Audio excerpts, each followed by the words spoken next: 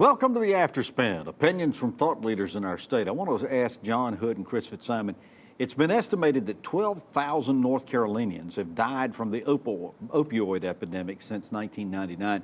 President Trump recently declared it a national health emergency, but didn't provide any funding to deal with it, and there's only $57,000 left in the emergency fund.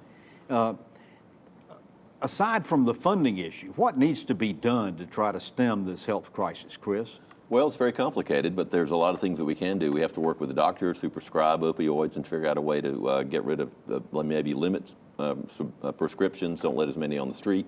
Opioid addicts are addicts, and they need treatment, not just to be locked up. We have to work with our law enforcement officials.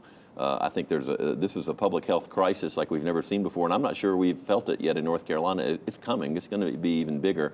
It's astounding when you see the numbers. I do think this is one of the areas that there's a bipartisan consensus to do something about it. I hope that this is one of those times when we won't worry about who gets the political credit, and we'll all work together. Secretary Mandy Cohen and the Cooper administration, I think, is well qualified as a leader in this. I know some legislators have spoken out. They passed one piece of legislation. We need to do a lot more.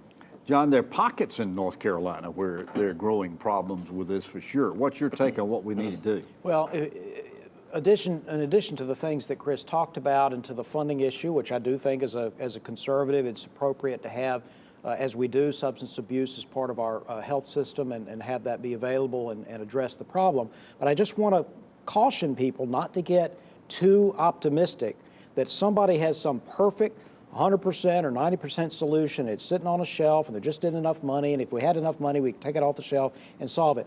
Lots of drug treatment programs have okay success but not gigantic success. This is a very difficult problem, and I personally think that family and communities and churches and other kinds of community organizations have to wrap people around. I mean, this is not something people can usually kick on their own. It's not something that is just amenable to a clinical solution. Some of this has to do with family relationships and communities getting directly involved with people they know. Oftentimes there's an emotional problem or whatever that is stemming this. Yes, but also some of it can be just straight out traditional addiction. And it is difficult for people to kick addictions if they're not surrounded by people who are constantly helping them and holding them accountable. To use a bad pun, what I think I hear you saying is there's no magic pill? There is not, and unfortunately too many people believe there is. Well, thank you for watching the Afterspin. We'll have more video all during the week on ncspin.com.